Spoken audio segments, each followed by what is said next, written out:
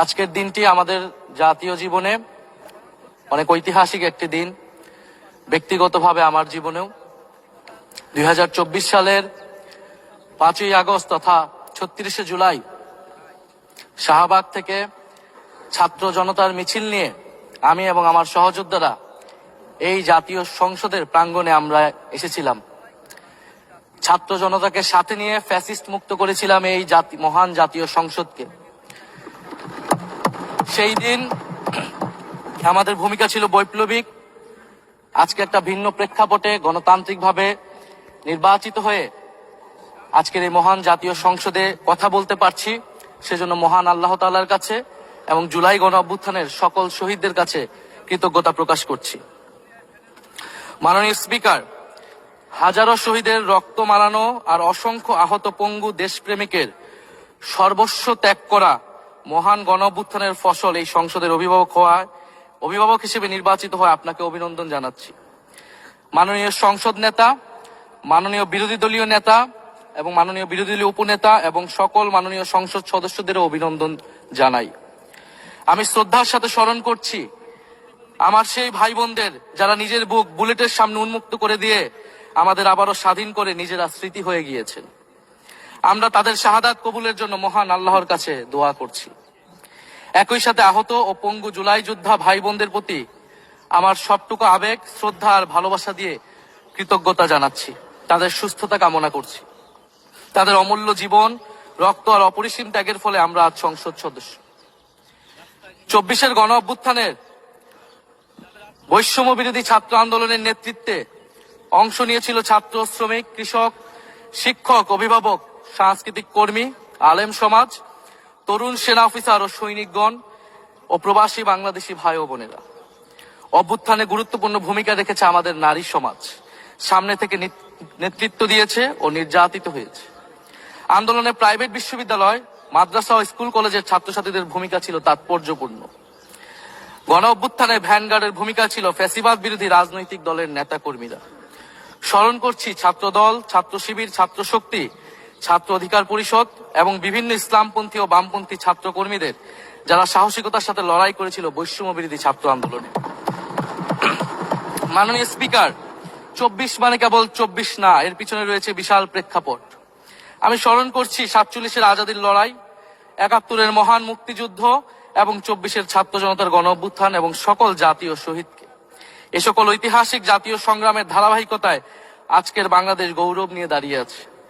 স্মরণ করছি পিলখানা হত্যাকাণ্ডের শহীদ, শাপলা হত্যাকাণ্ডের শহীদ, মোদী বিরোধী হত্যাকাণ্ডের শহীদ, ফ্যাসিস্ট আমলে গুম হওয়া ব্যক্তিদের স্মরণ করছি। 18 সালের কোটা সংস্কার আন্দোলন ও নিরাপদ সড়ক আন্দোলনে ছাত্র কিশোরদের অকুতোভয় সাহসকে স্মরণ করছি। স্মরণ করছি আমাদের ভাই শরীফ ওসমান হাদী, যিনি তার সাহসিকতার মাধ্যমে বাংলাদেশকে একটি ইনসাফ ভিত্তিক বাংলাদেশ হিসেবে গড়ে তুলতে চেয়েছিলেন। তিনি আর আমাদের সাথে নাই। আমরা ওসমান হাদী ভাইকে স্মরণ করছি। শহীদ আবরার ফাহাদ ও শহীদ ফেলানী খাতুনকে স্মরণ করছি, যারা ভারতীয় আধিপত্যবাদের বিরুদ্ধে লড়াই করে বাংলাদেশকে আজকের এই জায়গায় নিয়ে এসেছে। 24-এর ছাত্র জনতার গণ অভ্যুত্থানে মাঠের নেতৃত্বের একেবারে সামনে থাকার কারণে আজকের দিনটি আমার জন্য একই সাথে আবেগের, কষ্টের ও আনন্দের।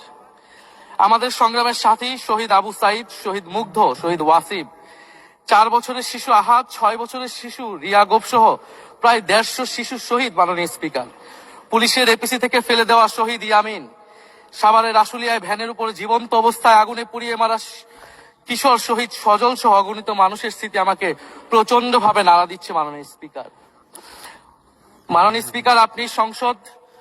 আপনি মাননীয় সংসদ নেতা, বিরোধী দলীয় নেতা সহ সংসদের সকল সদস্য এবং আপনার মাধ্যমে দেশবাসীর উদ্দেশ্যে আরো স্মরণ করিয়ে দিতে চাই মাকে উদ্দেশ্য করে লেখা চিঠি 10ম শ্রেণীর ছাত্র শহীদ আনাসের, যিনি বলেছিলেন, একটি প্রতিবন্ধী কিশোর, 7 বছরের বাচ্চা, ল্যাংড়া মানুষ যদি সংগ্রামে নামতে পারে তাহলে আমি কেন বসে থাকবো ঘরে? একদিন তো মরতেই হবে, তাই মৃত্যুর ভয় করে স্বার্থপরের মতো ঘরে বসে না থেকে সংগ্রামে নেমে গুলি খেয়ে বীরের মতো মৃত্যু অধিক শ্রেষ্ঠ। যে অন্যের জন্য নিজের জীবন বিলিয়ে দেয় সেই প্রকৃত মানুষ। আমি যদি বেঁচে না ফিরি তবে কষ্ট পেও না, গর্বিত হয়েও জীবনের প্রতিটি ভুলের জন্য ক্ষমা চাই।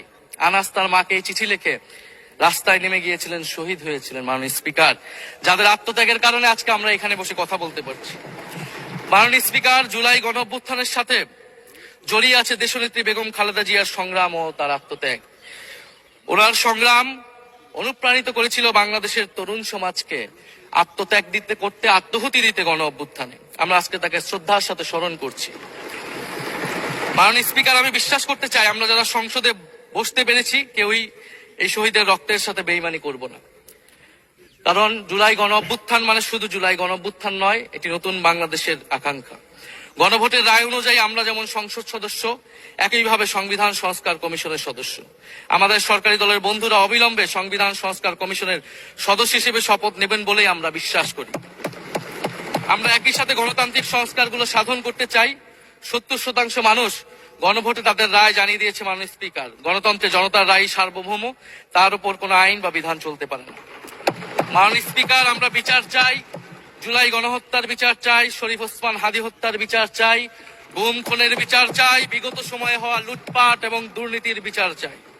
জুলাই মানেই নতুন বন্দোবস্ত, গণতান্ত্রিক অন্তর্ভুক্তিমূলক বৈষম্যহীন দেশ। জুলাই মানে আধিপত্যবাদ মুক্ত, ফ্যাসিস্ট মুক্ত দেশ। জুলাই মানে মানবিক মর্যাদা ও দায় ও দরদের বাংলাদেশ। মাননীয় স্পিকার, আমি শেষ করবো একটি কথা বলেই। আজকে সবাই এক বাক্যে স্বীকার করে নিয়েছেন যে জুলাই গণ অভ্যুত্থানের শহীদদের কারণে আমরা এই মহান সংসদে বসতে পেরেছি এবং এই মহান সংসদে আমরা সকলেই ফ্যাসিবাদ মুক্ত, ফ্যাসিবাদ বিরোধী লড়াইয়ের সৈনিকেরা এখানে আসিছি। আপনার প্রতি নিবেদন থাকবে কোন ফ্যাসিস্ট তার দোসর যাতে আজকের এই মহান সংসদে বক্তব্য দিয়ে সংসদকে কলুষিত করতে না পারে।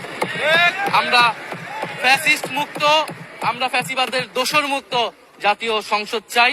মাননীয় স্পিকার, আপনাকে ধন্যবাদ। ইনকিলাব জিন্দাবাদ। ধন্যবাদ মাননীয় বিরোধী দলীয় চিফ হুইপ।